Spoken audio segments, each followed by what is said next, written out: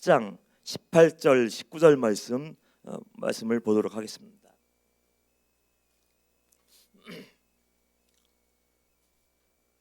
구약성경 에스겔 10장 18절 19절 말씀,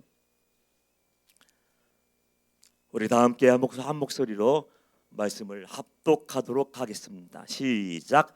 여호와의 영광이 성전 문지방을 떠나서 그룹들 위에 머무르니 그룹들이 날개를 들고 내 눈앞에 땅에서 올라가는데 그들이 나갈 때에 바퀴도 그 곁에서 함께하더라. 그들이 여호와의 전으로 들어가는 동문에 머물고 이스라엘 하나님의 영광이 그 위에 덮였더라. 아멘.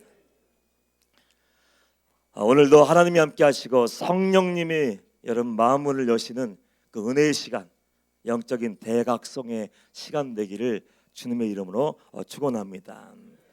1945년 8월 6일 오전 8시 15분, 우리가 잘 알고 있는 것처럼 일본 히로시마 상공에 미국의 전략 폭격기인 B-29가 이렇게 날고 있었습니다. 한참을 그 공중에서 선행을 하다가 리틀 보이라고 명명된 핵폭탄, 그 원자탄을 투하를 했어요. 그래서 그 투하 후에 공중 500m 정도 되었을 때 그 폭탄은 터져버리고 말았습니다. 그 원폭 투하 이후에 참상을 한 기자가 이렇게 기록해 놓은 글을 제가 본 적이 있어요. 4,000도 이상의 열이 발생했다. 폭탄이 터짐과 동시에 4,000도 이상의 열이 발생해서 사람들이 뼈까지 녹아버렸다. 멀리에서 바라보던 사람들이 그 강렬한 빛에 의해서 눈이 멀어버렸다. 그 후에는 열풍이 발생해서 그 도시 전체를 쑥대밭으로 만들어 놓았고, 그 후에는 방사능비, 검은 비가 내려서 온 도시를 덮어버렸다. 원자폭탄이 투하되기 전에 미국은 무고한 살상을 피하기 위해서, 그 생명들을 구원하기 위해서 수차례 전단지를 살포했어요. 우리는 강력한 신무기를 개발했어. 핵폭탄이라는 그 강력한 원자탄을 개발했기 때문에 이거를 투하하려고 해. 이거 어마어마한 능력이 있기 때문에 너희들이 살기를 원한다면 이 도시를 떠나야 돼. 그래서 계속해서 전단지를 살피하며 피해야 된다. 너희들 도망가지 않으면 뼈까지 녹아버리게 되고 너희는 생명을 보존할 수가 없다. 너희들 도망쳐야 된다. 그러면서 몇 차례 경고하며 전단지를 뿌려댔는데 사람들은 믿지 않았어요. 거의 대부분의 사람들이 그 전단지를 들어서 읽긴 읽었습니다. 그런데 이런 게 정말 있을까? 정말 이런 폭탄이 있을까? 정말 그런 일이 일어날까? 많은 사람들은 믿지 않았어요. 그런 게 어딨어? 이거 미국이 우리를 무섭게 하려고, 항복하게 만들려고 아주 공갈을 하는 거야. 결국 시간이 되었을 때 폭탄은 투하가 되었고 무려 25만 명이라는 사람들이 희생되고 많은 참사가 발생되고 말았습니다. 저는 에스겔서의 말씀을 묵상하면서 두려운 마음이 들더라고요. 우리가 그 사람들이더라고요. 지금 너희 인생 위에, 너희의 교회 위에, 너희 나라 위에 하나님의 원자탄이 떨어지기 일복직전이야. 하나님이 그러시면서 이 나라에 살고 있는 인천 방직교회에서 예배드리고 있는 그 성도들을 살리기 위해서 하나님의 말씀을 통해서 시대마다 때마다 하나님의 종들, 선지자를 통해서 경고의 말씀을 했어요. 너희들은 지금 죄에서 떠나야 된다. 너희들은 죄악의 도성에서 도망쳐야 된다. 하나님의 진노가 부어지기 전에, 하나님의 심판의 폭탄이 떨어지기 전에 너희들은 믿고 회개하며 빨리 도망쳐야 된다. 얼마나 많은 경고와 말씀이 증거됐습니까? 그런데 이스라엘 백성들은 하나님의 경고의 말씀을 무시했어요. 환상을 통해서 에스겔 선지자에게 모든 이스라엘 죄를 다 보여주셨습니다. 자, 봐라. 지금 예루살렘 성 안에서 자행되고 있는 모든 죄, 아니 예루살렘 성에서 성전에서 숨어서 죄를 짓는 제사장들과 서기관들과 율법사들의 모든 죄를 생생하게 봐라. 얼마나 가증한지. 우상을 섬기며 해서는 안 되는 일을 자행하며 말해서는 안 되는 말을 하며 봐서는 안 되는 것을 보며 먹어서는 안 될 것을 마음껏 먹으면서 하나님을 괴롭게 했어요. 그래서 하나님의 에스겔 선지자에게 이렇게 말씀하시는 장면이 기록되어 있더라고요. 내가 너무 힘들어서, 내가 너무 고통스러워서 이 성전에서 이제 나가려고 해, 떠나려고 해. 인간의 탐욕이 얼마나 큰지 지칠 줄 몰라요. 왜 만족하지 않는지, 있는 것에 감사하며 주어지는 것에 감사하며 하나님 감사합니다. 매일매일의 삶이 하나님의 은혜 아닌 것이 없습니다. 하나님께 영광 돌리며 삶으로 예비하며 삶으로 경배하며 자족하는 삶을 살았다면 정말 좋았을 텐데 은혜를 은혜로 생각하지 않고 그 사람은 더 무엇인가를 더 갖기를 원했어요. 욕심에서 시작된, 탐욕에서 시작된 그 모든 것이 결국은 우상 숭배로 연결이 되고 말았고, 우상 숭배로 더럽혀진 예루살렘에 대한 불심판이 증거되었습니다. 하나님께서 예루살렘 성을 내가 다 불로 태워버릴 거야, 이렇게 말씀하시는 이유가 뭡니까? 심판의 목적이 아니에요. 항상 거듭해서 얘기하지만 하나님의 어떤 경고의 말씀을 하실 때에는요, 심판의 목적이 아니에요. 매를 때리고 그들을 쑥대밭으로 만들어 놓고 망하게 만들고 다 죽여버리려고 하는 것이 하나님의 마음이 아니고 하나님의 뜻이 아니에요. 그럼에도 불구하고 하나님이 그 말씀을 선포하시는 이유는 뭡니까? 아직도 늦지 않았어. 아직도 늦지 않았어. 지금이라도 너희들 돌아서야 된다. 지금이라도 마음을 찢어야 된다. 죄의 겉옷을 벗어 던져버리고 여호와께로 돌아와야 되고 온전한 회개를 할 수만 있다면 내가 이 백성들을, 이 성을 용서해 주고 내가 그들의 하나님이 될게. 회복의 약속이었어요. 그런데 그들은 반응하지 못했어요. 하나님이 말씀하시는데 주의 종들을 통해서 하나님의 생생하고 선명한 말씀들이, 불같은 말씀들이, 두려운 말씀들이 선포되는데 왜 그 백성들이 하나님의 말씀을 듣지 못하는지, 하나님의 자녀라고 얘기하는 백성들이 왜 하나님의 음성에 귀를 기울이지 않고 하나님의 말씀을 믿지 않는지 모르겠어요. 그 결과로 회개하지 않음으로 인해서 예루살렘은 파괴되었고 그들이 자랑하던 예루살렘 성전도 완전히 파멸되고 맙니다.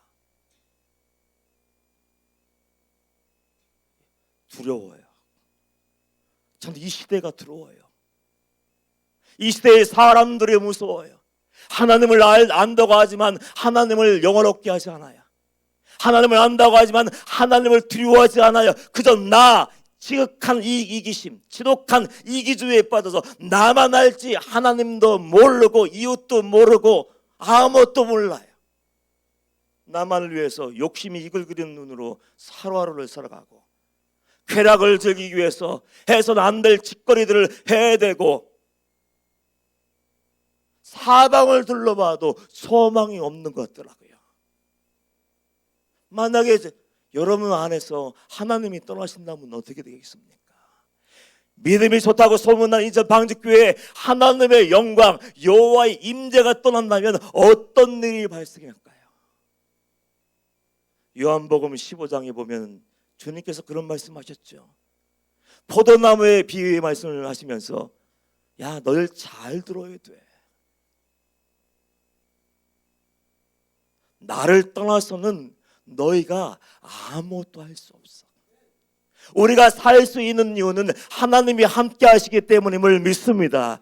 우리가 예배할 수 있는 이유, 우리가 구원받은 이유도 예수님 때문인 줄 믿습니다. 하나님이 함께 할 때 우리 인생도 신앙도 영적인 삶도 의미가 있는 것이지, 것이지, 하나님이 내게서 떠나버리면 이스라엘 백성 속에 있었던 하나님의 임재와 여호와의 영광이 떠났을 때 멸망당했던 것처럼 우리 안에서 성령이 떠나가 버리시면 우리는 살아있는 송장이 될 수밖에 없는 거예요. 걸어다니는 시체가 되는 거예요. 얼마나 무서운 일이 발생하는지. 겉으로는 아무렇지도 않잖아요.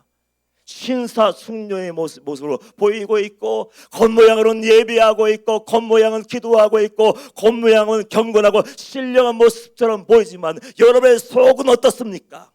죄악이 이글거리지 않습니까? 썩는 시체 냄새가, 그 사망의 냄새가 그 풍겨 나오지 않습니까? 하나님께 유기되어서 죄를 지어도 아무런 양심의 떨림도 없고 하나님의 두려움이 없는 그런 비참한 삶을 살고 있지는 않습니까? 하나님이 떠나가시면, 하나님이 나와 함께하지 않으시면 우리 소망이 없는 존재예요. 이번 여름 대성이 산상성이 다락방에서 이루어지는 여름 산상성회 때 정말 많은 사람들이 오셨어요. 어느 날은 정말 수용할 수 없을 정도로 많이 모였어요. 통로까지 차고 뒤에 신발장에도 차고 교육과대도 차고 주차장 차들이 얼마나 많이 올라왔는지 도로에 꽉 차버렸고 주차장에는 잘 더 이상 주차할 수 없을 정도로 많은 사람들이 모였습니다. 역대급으로 가장 많은 1,800명이 넘는 그 사람들이 그 예배 자리에 오고 돌아가는 사람들은 많이 있는데, 근데 목사님께서 이런 탄식을 하신 적이 있어요. 하나님의 임재가 없네. 사람들이 구름대같이 몰려오고 그 단위에는 정말 치유받기 위해서 각종 환자들, 암 환자들이 올라와서 열심히 기도가 있었는데 딱 올라가 섰는데 하나님의 임재가 보이지 않는 거예요. 하나님의 은혜가 없는 것을 괴로워하시면서 나 버림받은 거 아닌가? 성령님이 운행하지 않는데 나 지금 정말 하나님께 버림받은 거 아니냐? 어떡하지 하면서 괴로워하시는 그 이야기를 잠깐 나눈 적이 있습니다. 모든 것을 다 갖추고 있어도 찬양의 열기가 뜨거워지고 주옥 같은 말씀이 신거되고 주여 주여 삼창하고 목이 터지라 기도하고 저는 구름대 같은 많은 사람들이 몰려왔어도 하나님이 함께하지 않는 예배라면, 하나님이 함께하지 않는 성전이라면 아무런 의미가 없는 것을 목사님은 아시는 거예요. 아는 자는 알 거예요. 저도 똑같은 고백을 했습니다. 왜 제가 찬양 인도하고 기도했는데 주여 한번 부르고 왜 다시 한번 기도할까요? 제가 능력 있는 것을 과시하기 위해서요? 내가 기도할 때 불이 떨어지는 것을 자랑하기 위해서요? 아니에요.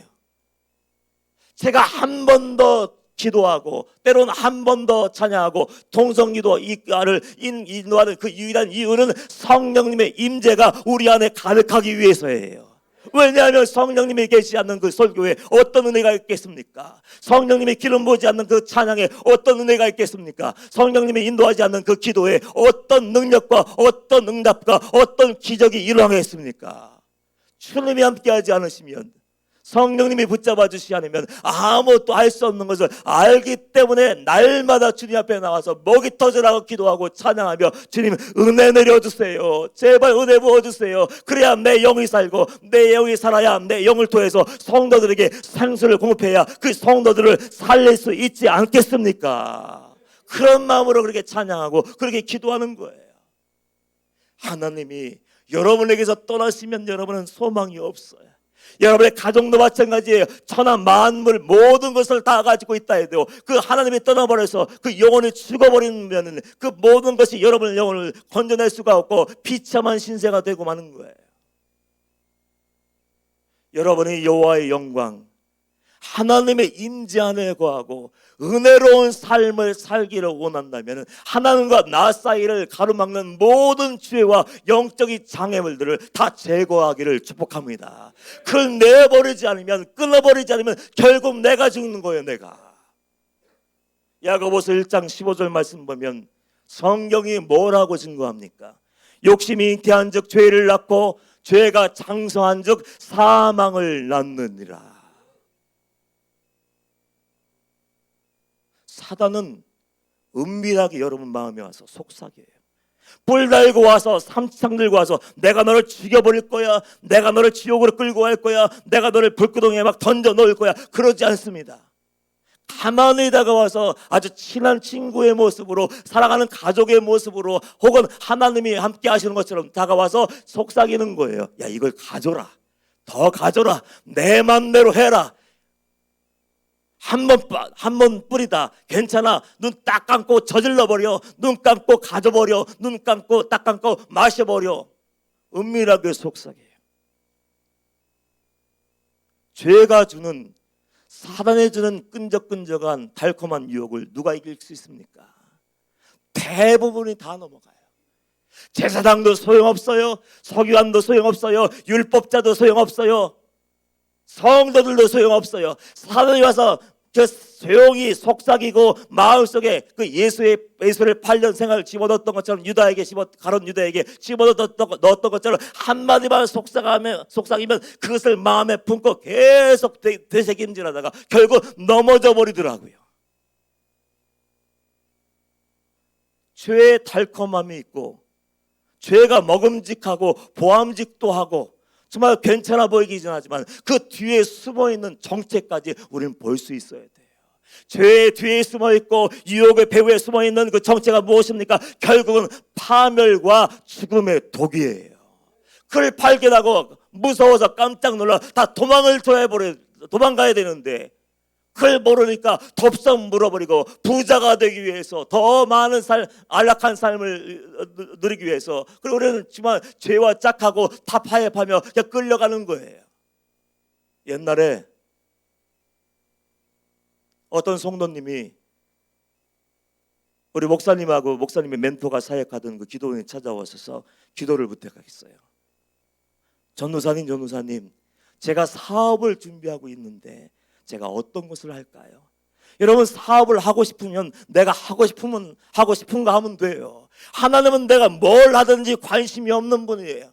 근데 그럼에도 불구하고 그 성도님은 주님 앞에 물어달라고, 좀 기도해달라고, 내가 뭐를 내야 잘할 수 있는지, 내가 뭐를 내야 내가 부자가 될 수 있는지 나를 위해서 기도해달라고 부탁해서 할 수 없이 이제 금식을 하며 기도하기 시작했답니다. 열심히 기도하고 하나님이 그 성도가 간절한 마음으로 전에 나와서 예비하며 기도하며 헌신하며 그의 인생을 걸고 기도를 부탁했는데, 그들에게 어떤 얘기를 해줘야 될까요? 뭐 해야 됩니까? 예를 들어서 마트를 할까요? 아니면 쇼핑몰을 할까요? 한번 둘 중에 하나를 선택해야 되는데 뭘 했으면 좋겠습니까? 열심히 기도했더니 하나님이 응답을 하셨어요. 그래, 쇼핑몰을 하면서 옷가게를 하라고 해라. 그래서 기쁜 마음으로 그 성도님을 찾아가서, 성도님들, 하나님이 말씀해 주셨는데 옷가게 쇼핑몰을 하면 하나님이 함께 하신대요. 얼마나 좋았겠어요. 하나님이 함께 하신다고, 야, 이제는 내 앞은 시온에 다르고 활짝 열리고 장사 사업할 때마다 막 돈이 막 쏟아져 나오고 밤새 돈을 새도 못 쓸 정도로 내가 많은 돈을 벌겠구나. 기쁨이 넘치는 거야. 막 감사가 넘치는 거야. 그래 즐거운 마음으로 들어가서 그냥 후다닥 사업을 막 시작했어요. 한 달 지나고 2달이 지나고 3달이 지났을 때쯤 되었을 때 그 성도님들이 전도사님에게 찾아왔답니다. 찾아와서 다짜고짜 막 소리를 치기 시작했어요. 당신 가짜 아니야? 하나님의 음성을 듣는다고 해서 왔는데, 예언의 은사가 있다고 해서 와서, 능력 있는 하나님의 사람이라고 해서 이렇게 물었는데 당신이 가짜지? 난리를 치는 거예요. 예배를 방해하며 막 싸우고 난리가 난 거예요. 그 이유가 뭐냐 그러니까, 그 당신이 하나님의 말씀이라고 해서 그 말씀을 믿고 내가 사업을 했는데 3개월 만에 쫄딱 망하고 말았다는 거예요. 그 얘기를 전해 들은 하나님의 사람인 그 전도사님 고통스러웠어요. 내가 믿는 하나님, 내게 말씀을 하시는 하나님은 내게 정말 정확하게 말씀하여 주셨고 나는 기쁜 마음으로 성도들에게 전했는데 왜 3개월 만에 그 사업이 망해버리고 말았을까? 너무 마음이 아파서 또 금식하기 시작했어요. 주님, 왜 그렇게 됐을까요? 하나님 왜 그러셨어요? 그 성도들 복 내려주신다고 했는데 왜 3개월 만에 망하게 만드셨어요? 하나님이 말씀하셨는데 충격이었습니다. 그들은 내가 함께 할 수 없는 삶을 살았다. 하나님의 은혜로, 하나님의 축복으로 사업을 하게 돼서 내가 너와 함께 약속했다면 사업할 때도 그 사업의 주인이 누굽니까? 하나님이셔야 되는 거예요.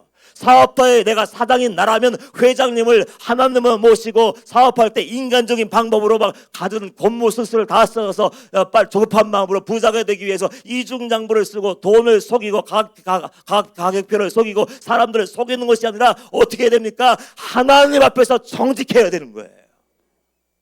사람 앞에서 정직해야 되고 하나님이 나에게 은혜 주실 수밖에 없는 거룩한 삶을 살아야 되는데 내가 함께할 수 없는 엉망진창인 죄악된 삶을 살았기 때문에 내가 그에게 축복하려고 했는데 그를 축복할 수가 없었다 얘기하는 거예요. 결국 하나님이 허락하셔서 그 사업을 하기 시작했지만요, 하나님과 동행하는데 실패했기 때문에, 욕심 때문에 하나님의 은혜를 잃어버리고 임재를 놓쳐버리고 하나님의 동행을 보호하심을 놓쳐버리고 3개월 만에 은혜로 시작하다가 완전히 쫄딱 망해버리고 말았어요. 여러분, 하나님은 모든 것을 보고 계심을 믿습니다. 하나님은 모든 것을 다 아시는 분이에요. 오늘 에스겔서 10장 12절 말씀에 보면 이런 말씀이 기록되어 있더라고요. 그 온몸과 등과 손과 날개와 바퀴 곧 네 그룹의 바퀴의 둘레에 다 눈이 가득하더라. 성경이 어떤 얘기를 합니까? 네 개의 바퀴가 이게 그룹에 바퀴가 있는데 굴러가는데 바퀴의 둘레에 눈이 가득하더라. 이건 뭘 의미하는지 아십니까? 당시 유대 백성들이 죄악된 삶을 하나님께서 모든 것을 다 보고 계시는 거예요. 집에 있는 모습, 거리에 있는 모습, 교회 성전에 있는 모습, 그 우리끼리 있을 때의 모습, 수어 있을 때의 모습, 모든 것을 다 바라보고 있는 것을 얘기하고 있는 거예요. 하나님은 모든 것을 보시고 다 알고 계시는데 이스라엘 백성들은 얼마나 뻔뻔한지요. 예루살렘 성전에서 예배드리고 기도회는 거룩한 집에서 만민이 기도하는 그 하나님의 집에서 뻔뻔하게 우상을 섬기는 거예요. 태양신에게 절하고 각종 곤충과 동물들 다 그 형상을 새겨놓고 거기에 절하고 있는 거예요.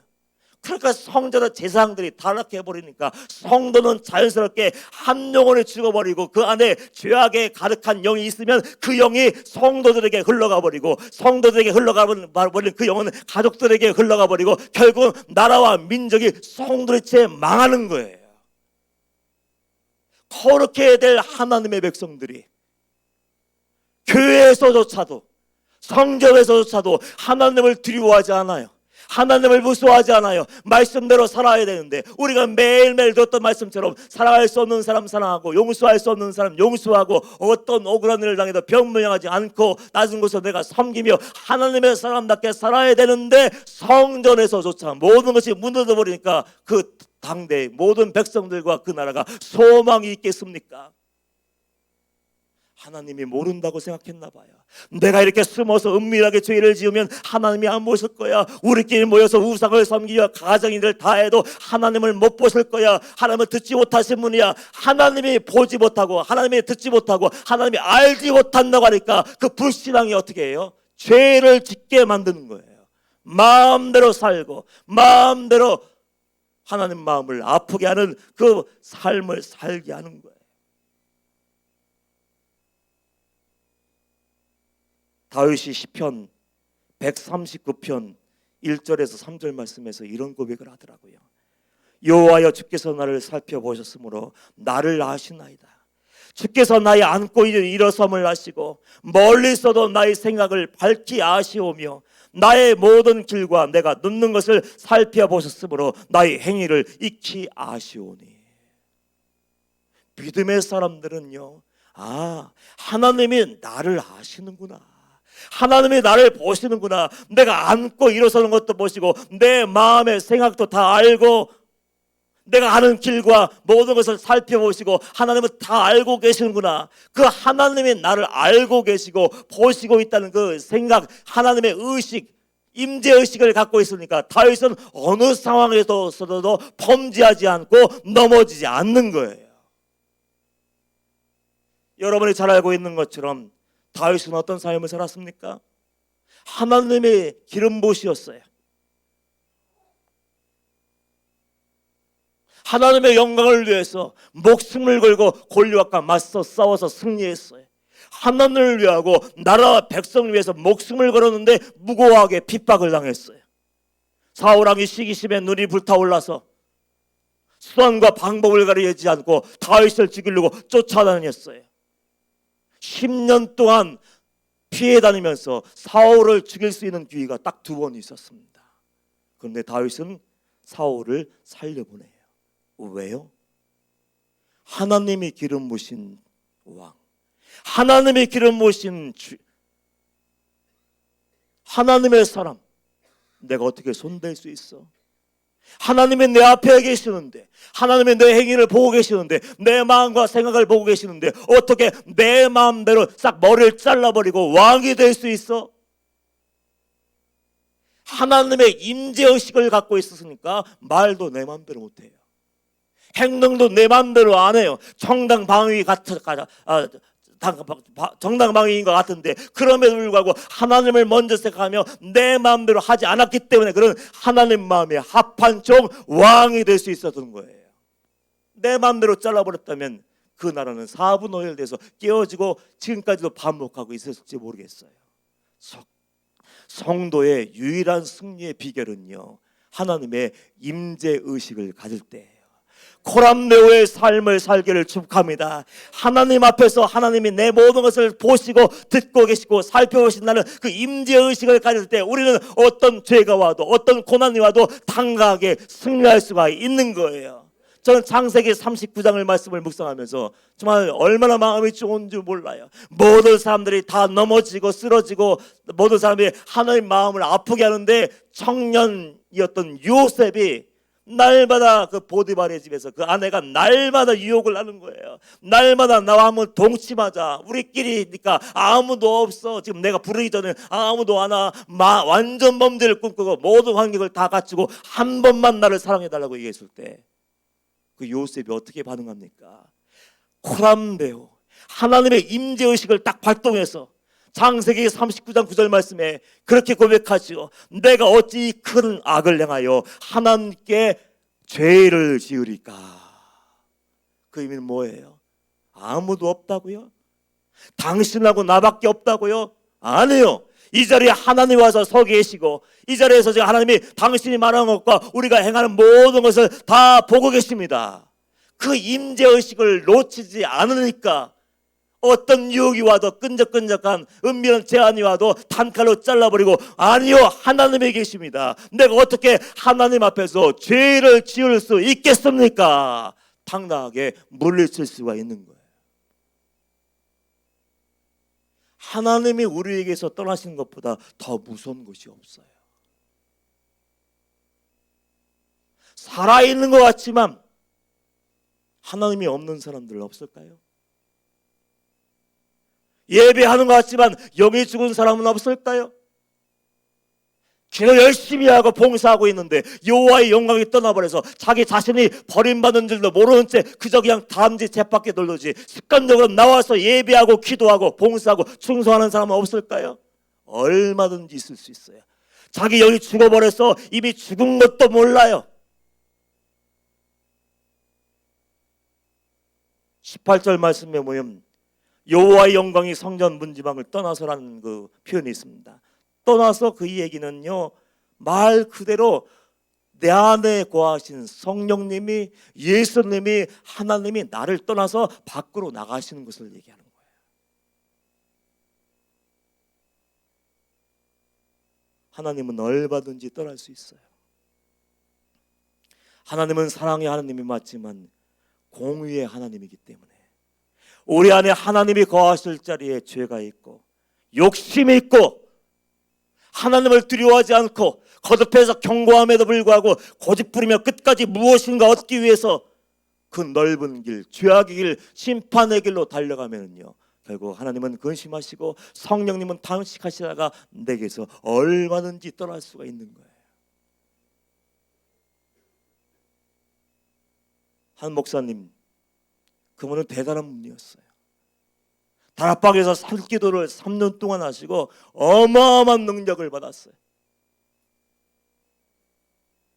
특별히 치유에 대해서 탁월한 은사가 있었습니다. 그 은사가 얼마나 강력했는지 그 지역의 모든 주민들이 그 은사의 방 안에서 교회에 다 나와 등록하고 성도가 되었고, 집안에서 어떤 사소한 일이든지 뭐든지 일만 생기면 목사님께 찾아와서 기도를 하고 부탁을 할 정도였어요. 어느 날 목사님이 성전에서 기도하고 있었는데 성도 한 분이 헐레벌떡 뛰어왔어요. 목사님, 소가 송아지를 낳다가 난산이 되었는지 송아지가 사산되었습니다. 송아지가 죽었는데 목사님이 오셔서 안수기도 하면 죽은 송아지가 살 것 같더래요. 믿음이 대단해요. 그래서 목사님, 내가 어떻게 죽은 송아지를 살리지? 어이가 없고 웃음도 나지만 성도가 너무 간절한 마음 표정으로 막 그렇게 부탁을 해서 달려갔더니 정말 송아지가 죽어있더래요. 이거 기도할 수도 없고 안 할 수도 없고, 성도님이 매달리기 때문에 그 송아지의 머리 위에 손을 대고 송아지야 일어나! 한마디 기도를 했대요. 그랬더니 정말 놀랍게도 죽었던 송아지가 벌떡 일어나더래요.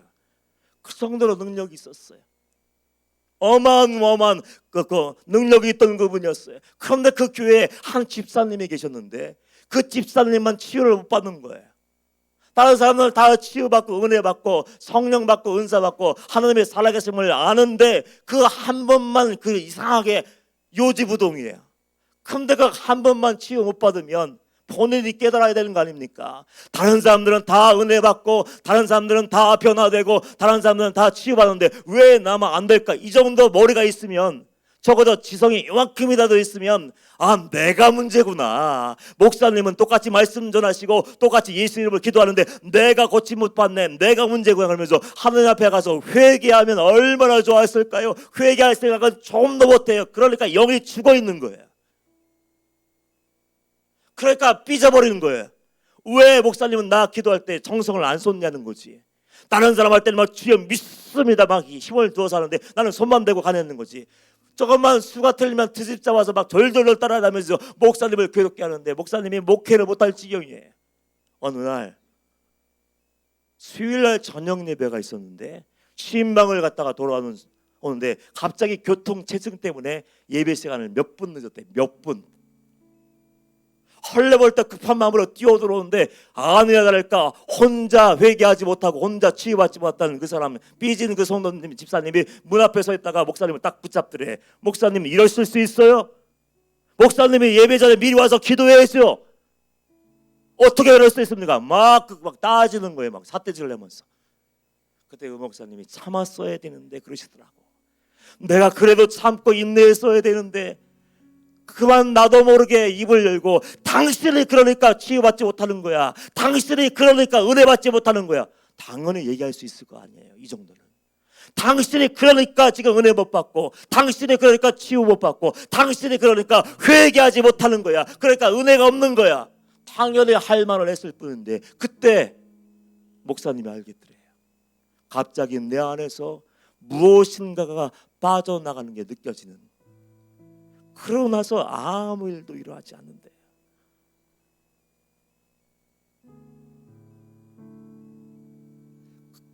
그 은혜를 찾기 위해서 그분은 그 후에 40일 금식 기도를 여러 번 했어요. 산기도를 얼마나 했는지 몰라요. 금식 기도를 자주 하니까 영양 부족으로 생이빨이 빠져버릴 정도였어요. 목숨을 걸고 기도하고 금식하고 애원하고 하나님 내 안에 다시 오시옵소서, 내가 은혜를 내려주옵소서, 나에게 성령의 권능을 부어달라고 그래 몸부림쳤지만 그 은혜는 주어지지 않았다고 이렇게 말씀을 하셨어요.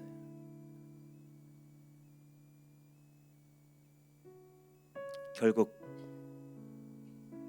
에스겔이 심판의 말씀을 전했던 것처럼, 경고했던 것처럼 여호와의 영광이 완전히 떠나가는 장면이 에스겔서 11장에 기록되어 있고, 결국 하나님이 예언하신 것처럼, 심판의 예언을 했던 것처럼 이스라엘 백성들, 예루살렘과 예루살렘 성전은 멸망과 파멸의 길을 가게 됩니다. 우리의 유일한 소망이 뭘까요? 말씀을 듣는 거예요. 들으라 이스라엘아, 들으라 이 인천 막도 방주교회 성도들아, 하나님께서 들으라고 말씀하실 때 귀를 막아버리면 안 돼요.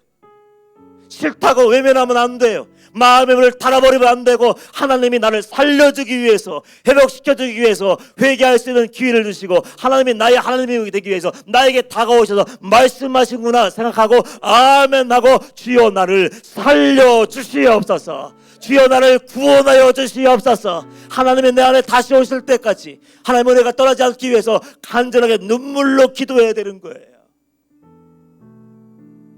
다윗이 시편 27편 9절 말씀에 이렇게 간절하게 기도하더라고요. 주의 얼굴을 내게서 숨기지 마시고 주의 종을 놓아여 버리지 마소서. 주는 나의 도움이 되셨나이다. 나의 구원이 하나님이시여 나를 버리지 마시고 떠나지 마소서. 시편 51편 11절 말씀하면 11절 보면 이렇게 고백합니다. 나를 주님 앞에서 쫓아내지 마시며 주의 성령을 내게서 거두지 마소서. 무엇이 중요한지 아는 거예요. 겉으로는 번지르하고 그럴듯해 보이지만은, 경건한 것 같지만은, 여호와의 영광이 내게서 떠났을 때 비참함, 하나님의 나와 없을 때 내 영혼은 죽어버린다는 것을 그가 알고 있었기 때문에 어떻게 해서든지 하나님을 붙잡고 놓지 않으려고, 하나님이 나를 주 앞에서 쫓아내지 마시고 주의 성령을 내게서 거두지 마옵소서. 다른 거 구하지 않았어요. 우리가 이 시대에 살고 있는 어둠의 시대에, 한치 앞을 내다볼 수 없는 절망의 시대에 우리가 해야 될 게 뭡니까? 어떤 기도입니까? 돈 달라고 하지 마십시오. 그 두 번째 문제고 세 번째 문제 아닙니까? 건강 달라고 기도하지 마십시오. 가장 중요한 걸 물어야 돼요. 내 안에 하나님의 영이 계시는가? 하나님이 임재하여 계시고 나와 함께 동행하시는가? 우리는 하나님의 영이 떠나버리시면 아무것도 할 수 없는 죽은 영혼이기 때문에 소망이 없는 거예요. 우리 성도님들, 성령을 잃어버리지 마십시오. 하나님의 임재를 놓치지 마십시오. 아무것도 안 해 썩어질 것 때문에 하나님을 놓쳐버린 사람은 가장 불쌍한 사람이고 비극적인 사람이에요. 하나님 없이 높아지면 뭐 할 거예요? 하나님 없이 부자 되면 뭐 할 거예요?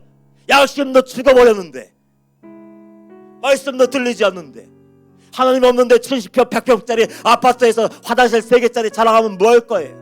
하나님이 없는데 벤츠 타고 다니면 무슨 소용이 있어요? 하나님이 없는데 예금 통장에 동그라미가 하나씩 늘어가면 무슨 소용이 있어요? 아무런 소용이 없어요.